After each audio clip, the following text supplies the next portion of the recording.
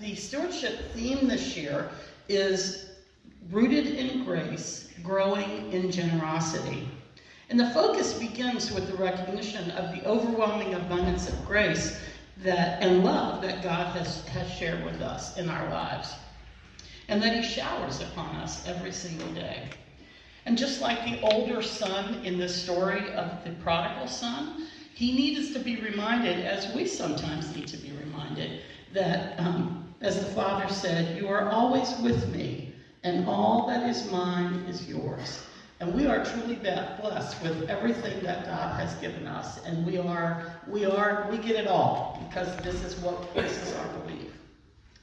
Like you, Charles and I received a letter recently from the Stewardship Committee that reminds us that this promise for us from God in Christ is just the promise he told us through the story of this prodigal son. God is always with us, and all that is his is ours. God's abundance is the abundance of his creation. He's present in our lives in every single day, in the gifts and talents that God has given each of us individually and as a congregation. And even as we share the bread and wine at Christ's table, we're reminded and uplifted by this abundance that God's grace has given us. And it is out of this well of grace that we draw the very waters of life and understand the opportunities that we have to share the gifts that we have received from Christ for the upbuilding of God's creation, our congregation, and the support of the ministry of our congregation here in the congregation and in the world. And indeed, the hands of each and every one of us here at St. Paul are very much engaged in this God's work and the sharing of the abundance that he's given us. The Stewardship Committee has asked me to bring back a favorite from last year. Then the Father said to him, you are always with me, and everything that is mine is yours. So as you look at this, we're going to have it in the back, by the way, so you can take a closer look at it, just so you kind of see. The orange of every dollar that we spend is spent, the orange part shows the percentage of our giving that is in faith formation. And so now what you will not see on this is things like, here's the pastor's salary, here's Tina and Kim's salary, that is not how we've done it. Pastor and Kim and Tina last year were very thoughtful about how much time they spend in faith formation, how much of their time. So their salaries have been adjusted, well, not adjusted, but put in the pie chart to show that, right? So the dark blue is the congregation pastoral care time, property, ministry support. The purple is local and global mission, and worship and music is the sort of teal blue.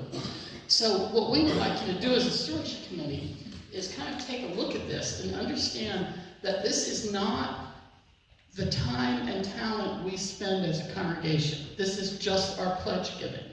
So when you start thinking about all the ways that we use our time and talent, individual time and talents, collectively and individually, for things that are happening inside the church and outside the church, the outreach and the support that we give to one another. It's things like Chapel on the Green, right? All the time we spend for that. And other things like the prayer shawl ministry, things that you may not hear much about. And so what I would like to do is let's get engaging here, right? You have to kind of put your thinking caps on for a minute. I just named two of the ministries that you're giving time and talent to without giving money to. What are some of the other ones? Homework club. Okay. Any others? Yeah. Choir, yes. Any others? Christmas fashion. Yes. Bible study. Bible study, yes. Hospitality. Yes. So there's all kinds of things that we're giving our own talent and time to. But this is the time of year that we have to think about stewardship, right? So we have to take some prayerful thinking time and think about how we want to give our pledge dollars. So what we want you to do is we'll be in the back for a couple weeks until the stewardship season is over. So we want you to kind of take a look at this chart. How is our pledge dollars being spent? Talk amongst yourselves.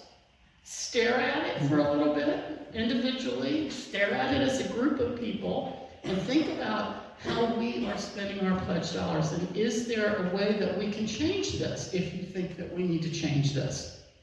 And then prayerfully, individually think about, if you want to see change, how would you individually support the ministry of the church with your pledged dollars? And don't forget about thinking about the time, talent, and talents that God has given you and how you might continue to support our outreach to the community and